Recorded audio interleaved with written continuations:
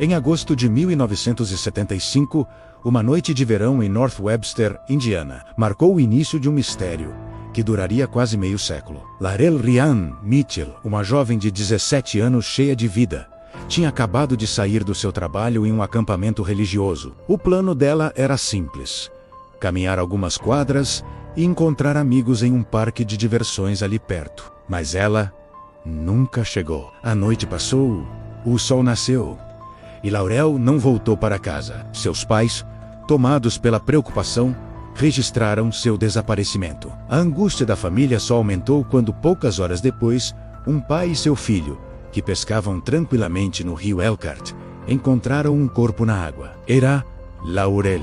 A princípio, a causa da morte foi registrada como afogamento, um acidente trágico. Mas a autópsia revelou um detalhe sombrio que mudaria o rumo da história. Laurel havia lutado desesperadamente para sobreviver. Ficou claro que aquilo não tinha sido um simples acidente. Apesar da suspeita de um crime, a investigação empacou. Anos se transformaram em décadas. A polícia seguiu pistas, ouviu testemunhas, mas o caso permaneceu um quebra-cabeça sem solução. Para a família de Laurel, o tempo passava, mas a dor e a incerteza continuavam.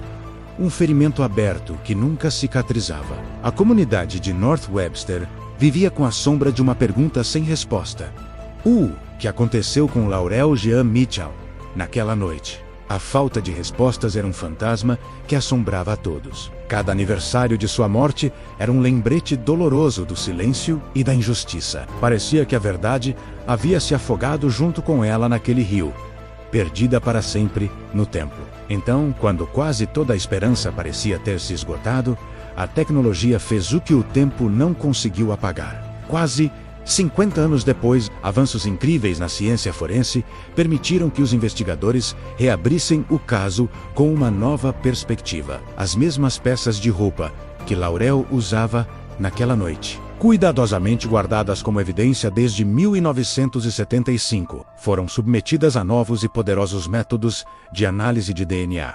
E foi aí que a primeira peça do quebra-cabeça finalmente se encaixou.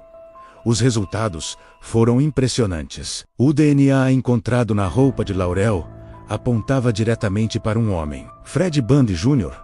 A probabilidade de aquele material genético pertencer a ele era bilhões de vezes maior do que a de qualquer outra pessoa. Era a primeira pista concreta em quase 5 décadas. Mas a ciência não foi a única a falar. Com um suspeito em mãos, a polícia reabriu antigas linhas de investigação e descobriu que um segundo homem, John Wayne Lehman, também poderia estar envolvido. Em fevereiro de 2023, quase 48 anos após o crime, os dois foram finalmente presos. A notícia chocou a comunidade. Antigos moradores e conhecidos começaram a se lembrar de detalhes esquecidos. Testemunhas surgiram, contando às autoridades que, logo após o desaparecimento de Laurel, um dos homens havia feito comentários perturbadores, sugerindo que algo terrível tinha acontecido naquela noite. A combinação do DNA, uma prova científica irrefutável, com os depoimentos antigos que agora faziam sentido, deu à polícia o que eles precisavam para levar o caso ao tribunal.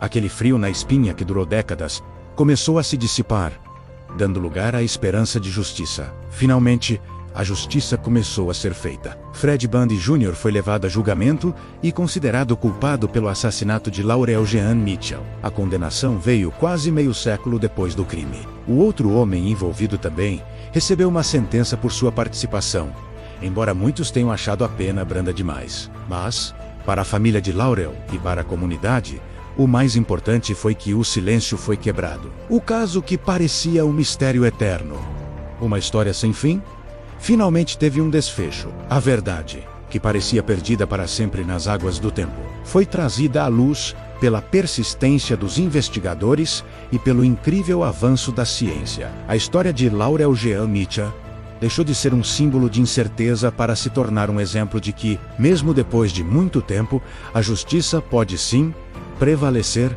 Obrigado por assistir. E não se esqueça de se inscrever para mais histórias como essa.